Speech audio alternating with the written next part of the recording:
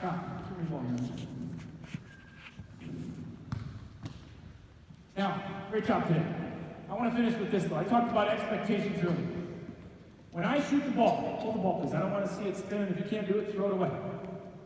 When I shoot the ball personally, I expect every ball to go in the hole. Now, is that cocky? Is that arrogant? Maybe. But I also know how hard I've practiced for years. I'm 41 years old. I've shot more shots than I can count. I expect every single shot I take to go in. There's a positive expectation, and nothing is going to stop that.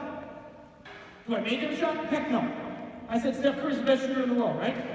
He had like 2 or 3 games this year we went 0 for 10 or 0 for 11 from the three-point line. How's that happen? Did he stop shooting? No, because he expected his next shot to go in. Girls, look at me, eyes up here. This is the most important thing we're going to do all day. Expectation has got to be high. Your expectation for who you are as a ball player, who you are as a girl, as a daughter, as a mother someday, your expectation's got to be high. Now, I listen to this podcast. I love to listen to things that are going to make me smarter and better and better at what I do. I listened to this podcast this week. And this guy has studied, he's a Middle Eastern guy, he studied happiness for 10 years. 2 years ago, his 20-year-old son was killed in a surgery. Died under the knife. An appendectomy. I've had an appendectomy. It's like the simplest routine surgery they can do. And something went wrong and he died. 8 years into this guy's study, academic study of happiness, his son dies. He goes on to continue and write a book on happiness and continues to be happy today. How the heck is that possible? And the interviewer said, what's your definition of happiness? And the guy said, it's when our reality, listen, when our reality meets our expectation. When our reality meets our expectation, we feel happiness. And the interviewer starts laughing. And he says, well, I guess I should just lower my expectations, right? And you could tell he was kind of like Josh, dealing with the guy. And the Middle Eastern guy, the guy that was doing all this research, he got really serious. And he goes, no. And you could tell the interviewer was suddenly uncomfortable because he was kind of goofing around. And this guy says, no. You cannot lower your expectation. He said, yeah, you could lower your expectation and life will be happy for like a day. Hold your ball, please. You can lower your expectation, life will be happy for a day. But he said, you weren't created for that. You weren't made for low expectations. Some things are. I drive a 10-year-old truck. Okay, it's old. I don't have a whole lot of expectation for it. The other day I looked up, what's the most expensive car in the world? I'm not a car guy, I don't know anything about cars. There's a car out there that costs $4,500,000. I think it's a Lamborghini. It goes from 0 to 60 miles an hour in 2.8 seconds. The amount of time I just paused right there, it's 60 miles an hour. I couldn't believe that.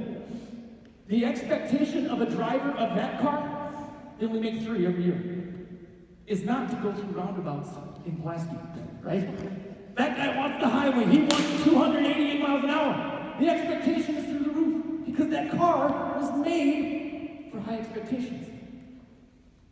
This researcher said, no, he got dead serious. You were made for more. And then he goes into all this research, this brain research, and how our bodies work, and he just got crazy. He was just talking about all this stuff. He's like, oh my gosh, the humans are made for more.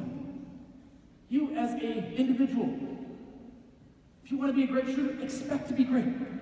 And put in the time, and you'll get to that point where you think every shot's going in the hole. If you expect to be president someday, if you expect to be a doctor someday, you want to be a great teacher, you want to be the head of a company, I don't care what you want to do, you want to be a social worker, you want to be a professional athlete, expect it. There's no reason you can't be. You were made for greatness. Don't lower your expectations.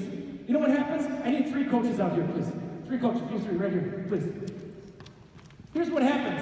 When we set our expectations high, come here, girls. So I need one of you to just kind of wrap around here.